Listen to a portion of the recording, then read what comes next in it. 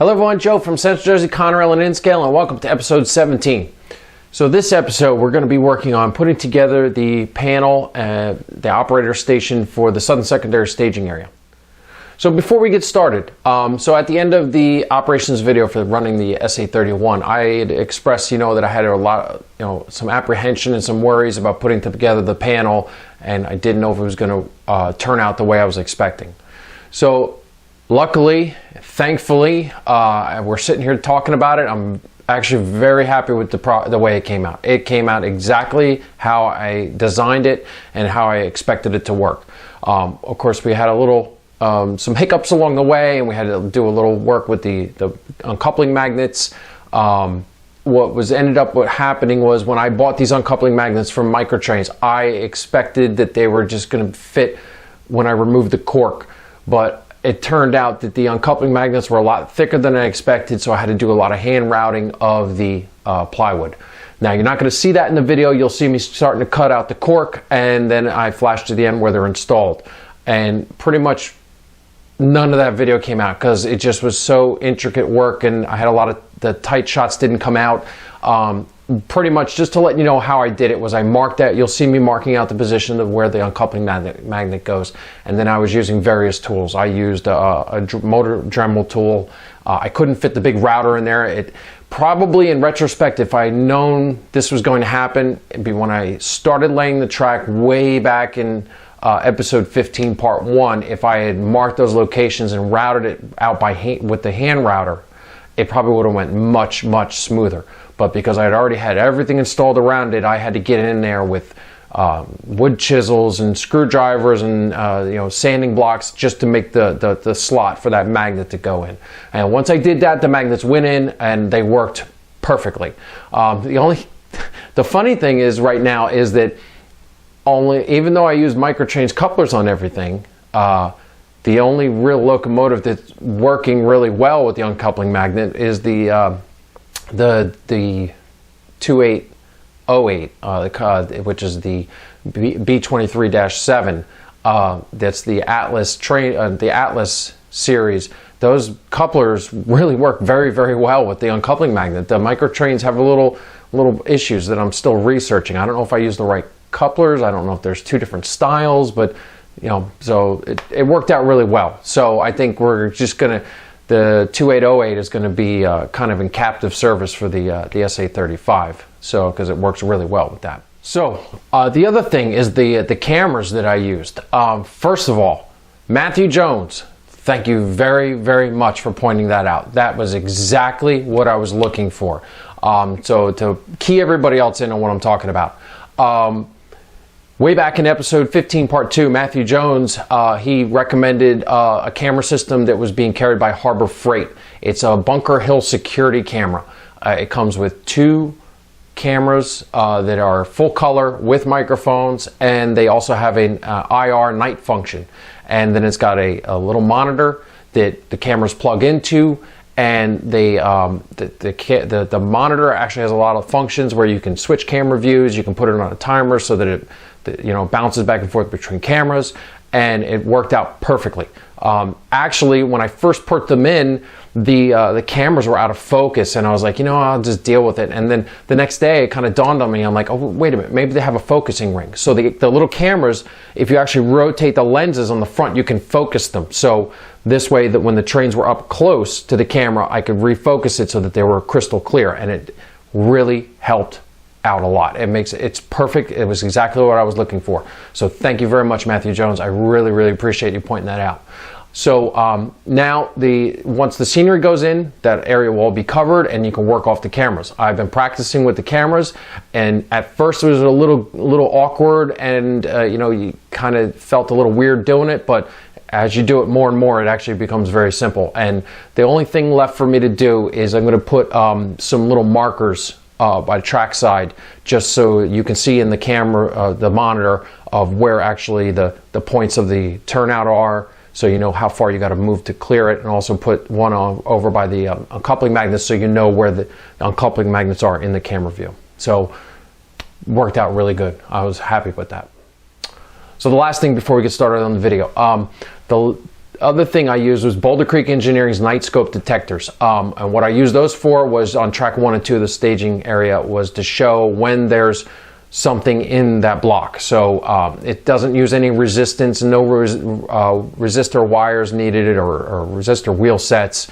And all it does is it has the beam focuses up through. It uses infrared light, so technically you could turn off all the lights and it's not like one of those photosensitive ones that needs light. So they worked out really, really well. The only thing I'm going to caution everybody is if you go to Boulder Creek Engineering, you do decide to use those night scope detectors.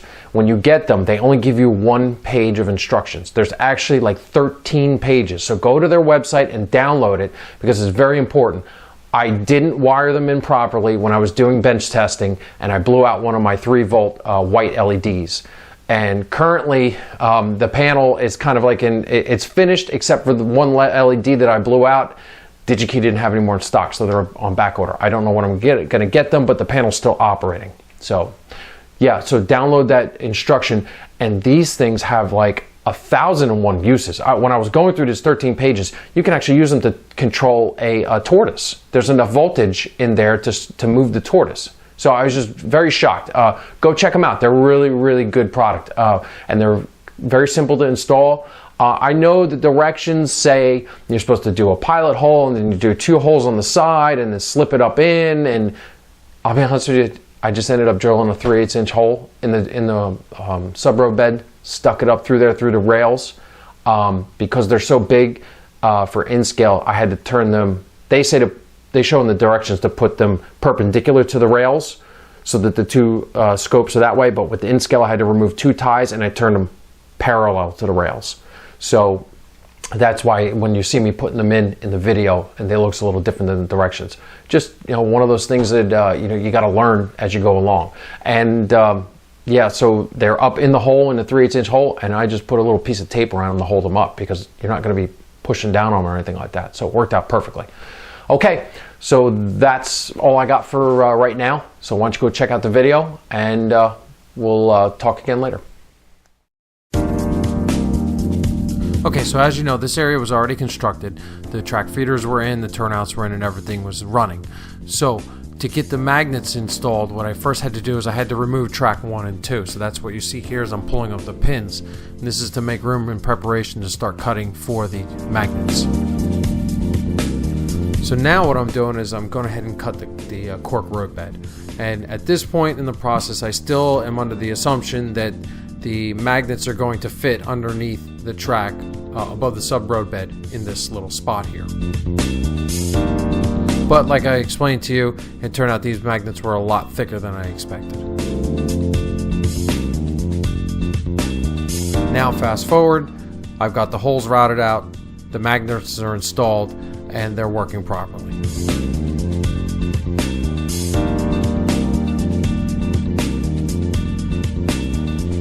So, removing this track and having to undo the track feeders was actually a blessing in disguise, because I was able to get all those plastic insulated rail joiners out and put regular metal rail joiners in, because don't forget, early on in the process I was using plastic rail joiners.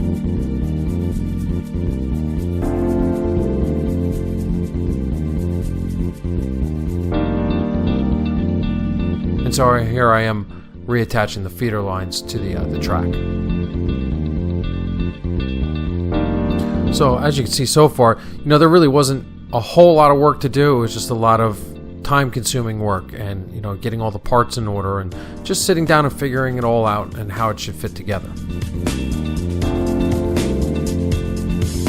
So this video is a little different than our last past videos. We're watching it in real time. I didn't speed it up or anything. I was able to cut it down through editing.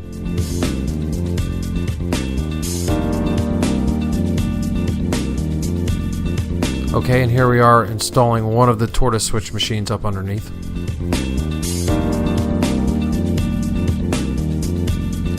This part of the process wouldn't have been that bad, but the holes weren't lining up properly that I had already drilled. So, of course, I had to re-drill the holes and get them aligned properly.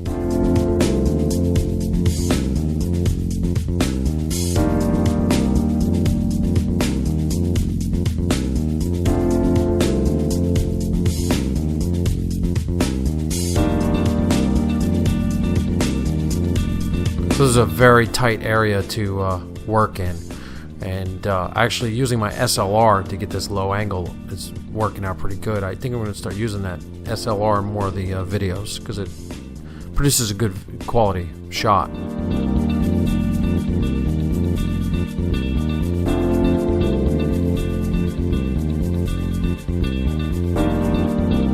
As you can see, Caitlin was helping me install the tortoise here because she was kicking the tripod, but everything worked out and she was actually helping out, picking up stuff that I was dropping, so can't complain about that.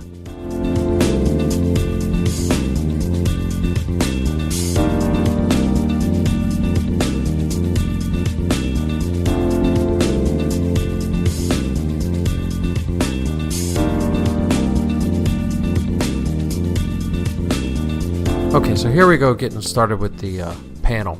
So what I'm doing here is I'm drilling a series of holes. I'm starting with a 3/8 inch bit, and then I'm going to step up to a 1/2 inch bit, and then I'm going to go to my high-speed cone bit, and that's kind of a real custom bit that you use for doing installs. A lot of automotive shops use it for putting switches in dashboards, so that's what that gold bit is there. Really got to take your time with the cone bit when you're doing acrylic, because if you push too hard, you can just make that hole way too big. So now we're going to go ahead and install that key switch, then we'll make our hole for our amber power LED.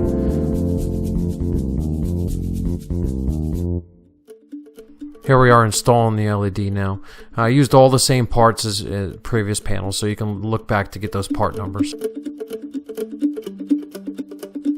Okay, so since I started using the SLR, I can do this shot. This is a shot that I haven't shown anybody. This is the work behind the panel. So the first step is to put in my terminal strips, and then I use these barrier clips to make the terminal strip all energized, so you don't have to worry about jumper wires. And this is the back side of the key switch with the amber LED. Okay, so what I do here is I take the negative lead off the LED and tie it into the negative terminal strip. Then I take the positive lead off the LED and tie it into the positive lead off the key switch. So this way, when the key is energized, the LED comes on, and that's how it works. Okay, so here we are testing it, making sure we're getting power to the panel. Okay, so now I'm going to drill a series of holes for all the LEDs and the toggle switches. You know, when you're drilling acrylic, make sure you have a good sharp bit. Don't push too hard so you don't crack the acrylic. Also, if the bit's too dull and you push too hard, you may melt the acrylic.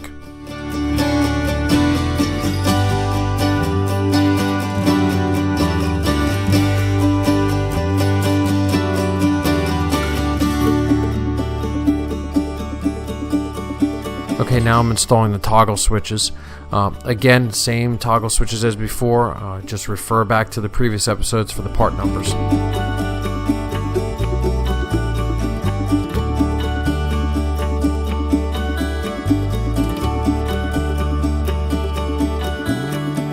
Okay, so now I'm going to start inserting the LEDs into the holes. These LEDs are really nice because you don't have to glue them in. They got that little plastic bezel around them that just snaps in and it holds it. And if there's any problems where the LEDs need to come out, you just go through the back side of the panel and pop them right back out. So they're a really good product. And again, refer back to previous episodes for the part numbers. Okay, so if many of you observant people out there are watching, you know, I was shorted a green LED, and so I had to wait for it, and it was on back order. So we go through and do all the work and don't hook up the last green LED until the end of the video. Then you'll see I got all the LEDs installed. So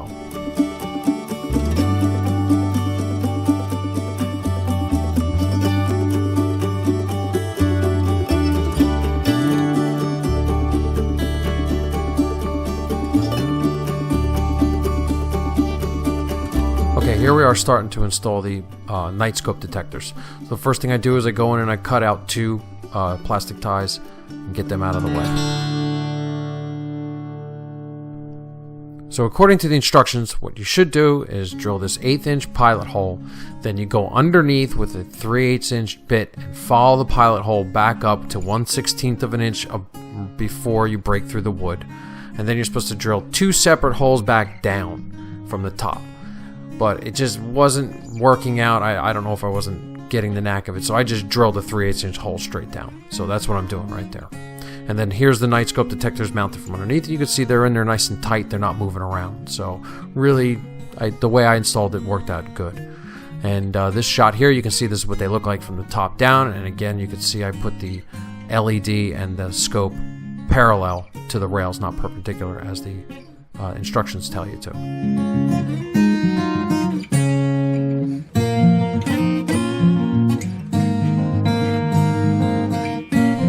So here we are starting to mount the security camera. This is the monitor. I just used Velcro to adhere it to the fascia board. And then I drilled 2 holes for the cables to the cameras and then poked those through and plugged them into the back of the monitor.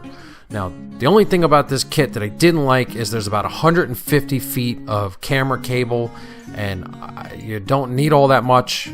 And I was afraid to cut the wires and splice because I didn't know, how many wires are inside that casing and would it work and all. So I just bundled it back up and stapled it up under the layout so it was out of the way.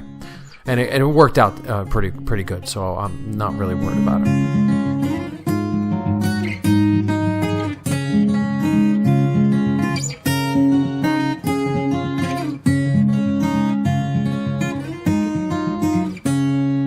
Okay, so for power, what I did is I cut the transformer off the line, and then I ran that line up to the terminal strips in the back and hooked it into there.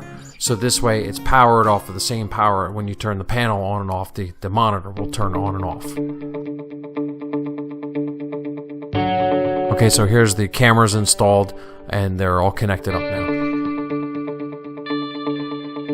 Okay, so here we are powering up the monitor. For the first initial test. You can see all the lines, the wires are hanging down. I haven't even gotten them all hooked up, and I'm kind of standing here scratching my head saying, oh, what's going on? Why isn't the camera going on? And I'm like, oh, I forgot that there's a little plastic shipping cover that was over the lens, so that's what I'm doing there. And then once I take that off, it powered up and worked fine.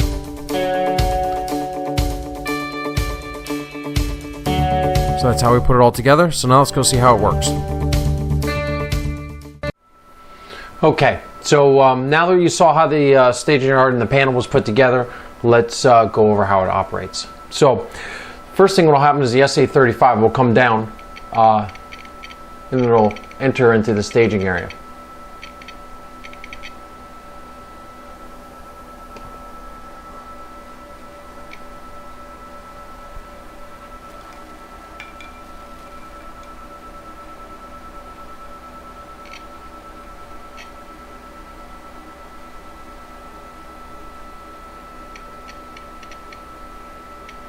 Okay, now I hit the uncoupling magnet, and you can see that, like I said, these Atlas couplers work really well, that it already uncoupled. So now the train will pull forward onto this little tail track here, clears the turnout.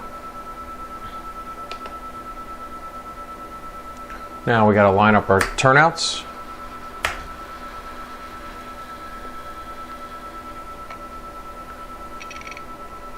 Now we're going to pull ahead.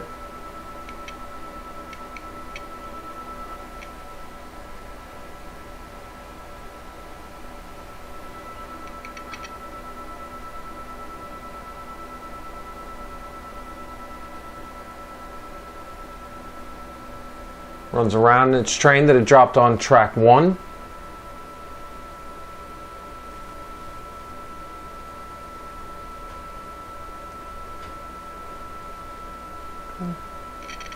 Now we'll clear that turnout. So I'll clear the route, throw the turnout, so now that the locomotive can back in onto track 2.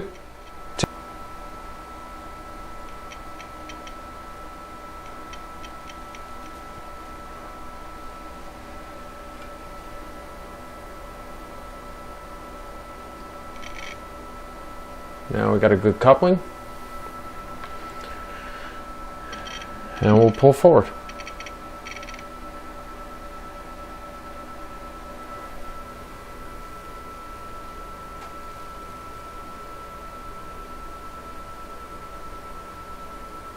And there you go.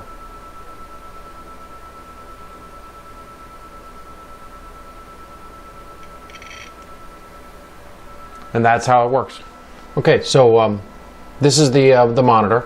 As you can see, here's the manual button, and that switches camera views. camera 1 and camera 2. It also has the auto function here that gives it like every 5 seconds it'll change between cameras. This thing actually has volume, so you can actually hear when your trains are coming in. You can hear them clicking over the rail joiners, so it's actually a little helpful. So this is how it looks in the camera view when you run the trains.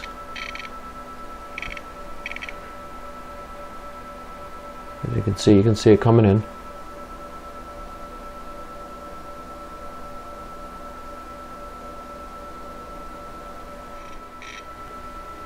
There you go. Took a couple tries, but we got it. It's kind of a little knack. And if I run my locomotive back out,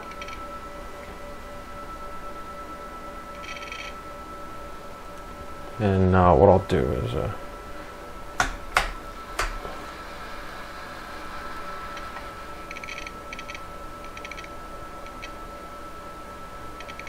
you see the locomotive coming in.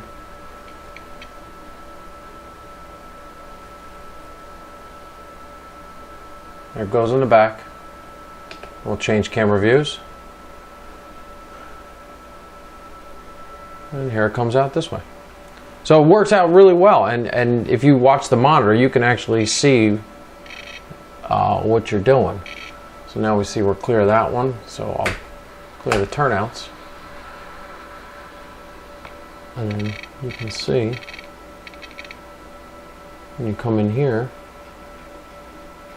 there. So now you can see when you need to uncouple, you just look in the camera view, and there it is. So it works out really well. I'm very happy with it. Okay, so the last thing that I'll show you on the panel is that LED, the white one, that's what's hooked up to the Boulder Creek Engineering. So if I move everything out of the way, it has a delayed response and it goes off. So this way you know that that it's clear, and then when the cars come down, you can see that it illuminates. So it worked out pretty good. So I'm kind of happy with that. Okay, Southern Secondary Staging Yard, done, complete, operational. Very happy. So as you can, there's still going to be a little tweaking and some little fine tuning because as you can see, there was a little edits in there with when I'm trying to uncouple the cars. It's still I'm still learning how to do it. It's a little knack to pick up on, especially working through that little camera. So, but it's working really well. Just we're almost there with the tweaking. And you know what? All throughout this video series, if you notice, everybody's like, they come down and look like, oh, well, that doesn't work right, or why didn't that do that, or you know what? When a race team goes together and puts a Keith Black Hemi together, it doesn't run perfectly right off the bat. They got to test and tune and adjust and all that stuff, and putting together a model railroad is just the same. You have so many working parts and so many things going together, it's going to take some time. So just because you get your layout up together and you start running trains and things are derailing and switches aren't working right, don't get frustrated. Keep with it. It's just little tweaks and it's not going to be ready right off the bat. So that's what I keep telling everybody when they come down here in the layout room. They're like, oh, that doesn't work right. Well, hey, you know what? Give me a chance here. Okay, so I hope everybody enjoyed following along because, I actually put multi-camera views in this video, kind of playing with my editing style and learning some new stuff with my software. So I hope that helped out and I hope it came out really nice. I hope you liked that. Also, I really hope you guys picked up some ideas because I put a lot of thought and a lot of design into this little staging yard that, hey, nobody's really going to see. It's going to be under the scenery, but it's there and it works, and you can see it through the camera. So it's not going to be totally disappeared. Okay, so maybe today or maybe tomorrow, but definitely very soon after the release of this video, I'm going to do a small short operations video on operating the SA35. This way we can get together and I can show you the paperwork for the Form Ds and the car cards, and I can just give you an idea of how I'm going to utilize this little staging yard and show you how it operates. Okay, so we'll see you next time, episode 18, when we start doing the SA control panel in preparations for building the big helix. Okay, thanks for watching. See you next time.